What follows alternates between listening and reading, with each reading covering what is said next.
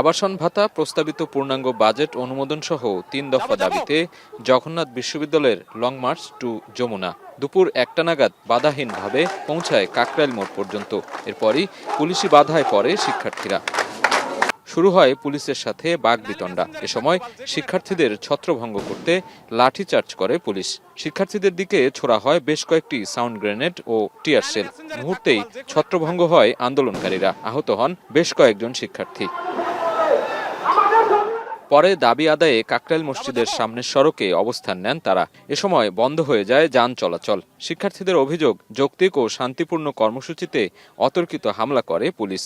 আমাদের শান্তিপূর্ণ আন্দোলনে পুলিশ টিয়ারশেল মারছে। আমার এই যে ছোট বোনটাকে টিয়ারশেল মেরে দেখেন আহত করে রাখছে। পুলিশ অতর্কিতভাবে আমাদের নারী শিক্ষার্থীদের উপরে এবং ছেলে শিক্ষার্থীদের উপরে হামলা করে। যখন থেকে ইউনিভার্সিটি হয়েছে তখন থেকে স্টুডেন্টরা যে বঞ্চনার শিকার হচ্ছে, এখন এটা তার চলতে পারে না। তবে দাবি আদায়ে অনড় থাকে তারা। বিকেলে বৃষ্টিতে ভিজেও রাস্তায় অবস্থান করে শিক্ষার্থীরা।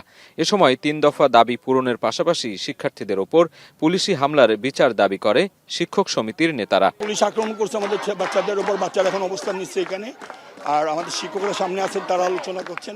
এদিকে সংকট নিরসনে জগন্নাথ বিশ্ববিদ্যালয়ের উপাচার্য সহ ঊর্ধ্বতন কর্তৃপক্ষ যমুনায় প্রবেশ করলেও সন্ধ্যা পর্যন্ত কোনো সুরাহা মেলেনি। এর আগে সকাল 11:30টার দিকে বিশ্ববিদ্যালয় ক্যাম্পাস থেকে এ যাত্রা শুরু করেন শিক্ষার্থীরা। গুলিস্তান, সচিবালয়, মৎস্য ভবন হয়ে যমুনার সামনে এসে পুলিশের বাধার সম্মুখীন হয় মিছিলটি। সাজিদ আরাফাত, এখন, ঢাকা।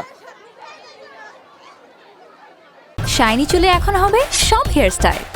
সিল্কোর দ্বিগুণ শাইনি চুল প্রতিদিন।